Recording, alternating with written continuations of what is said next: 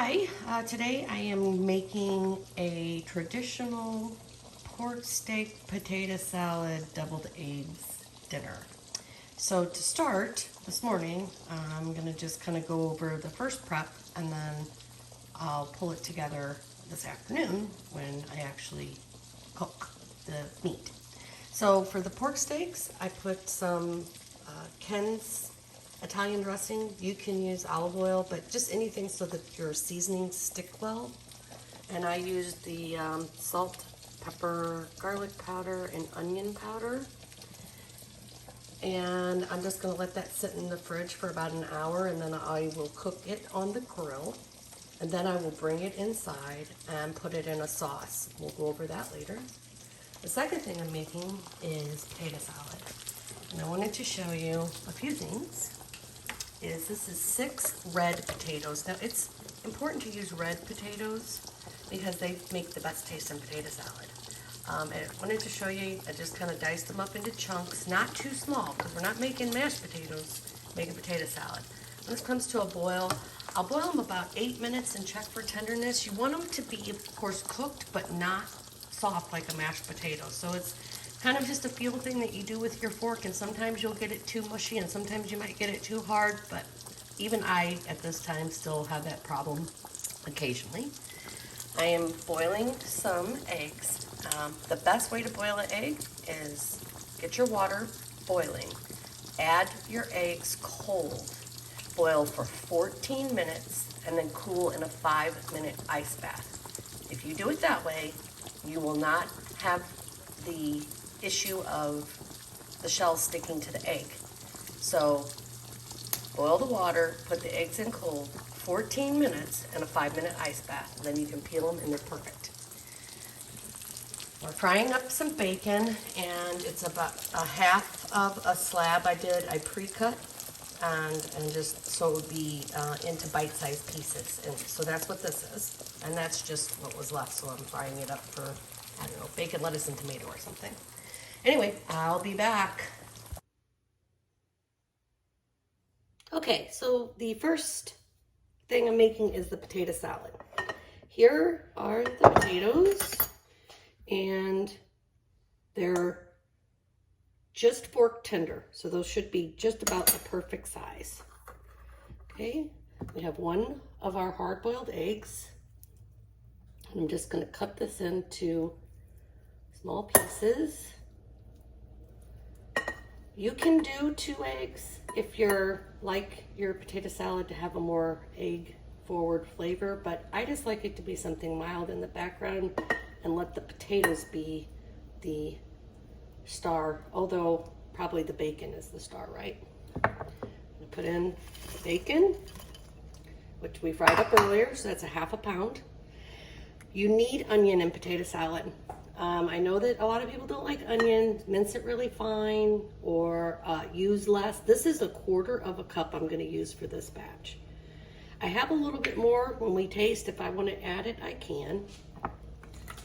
Then you're just going to salt and pepper. And this, again, will be to taste. You will taste this potato salad once it's mixed up.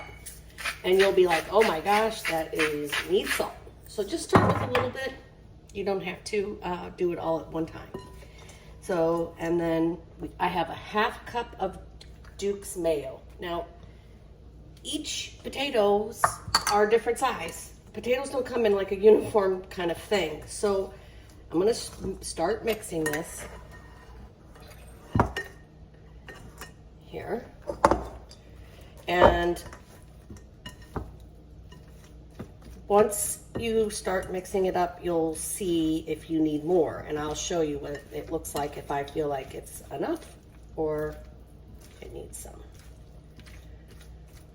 This is so simple to make, and it is really delicious. Now, I like celery in mine, but my husband does not, so usually I separate this into his portion and my portion, and I put celery in mine.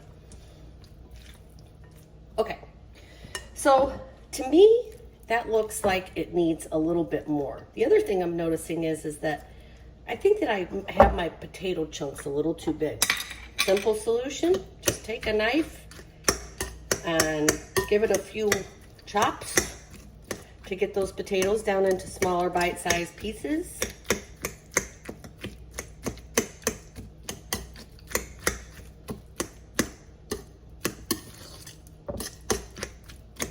Okay, looks pretty good.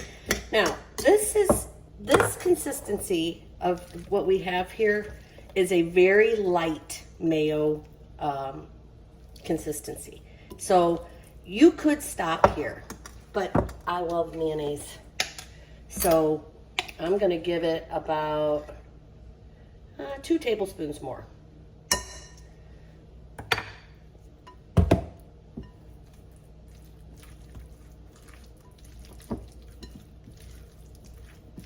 And that looks great. I'm gonna taste it and see if it needs more salt and pepper. And then I will put this in the fridge, covered, and use it when it's time for dinner.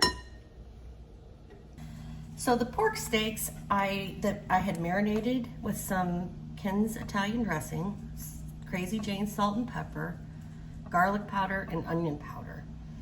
And then I put those on a very hot grill for about a minute and a half on each side to get the grill marks. And then I let them cook on an indirect heat for another 20 minutes. You want to get the smokiness and the flavor of the charcoal into your pork steak and make it taste good. But if you were to cook these all the way through on the grill, unless you have a Traeger, which I don't, you're not going to get them really that fork tender. So the workaround to that is to take a bottle of your favorite barbecue sauce. I used Rufus Tea, but you can use anything. And a can of beer, and mix that together. And then you put your pork steaks in the sauce.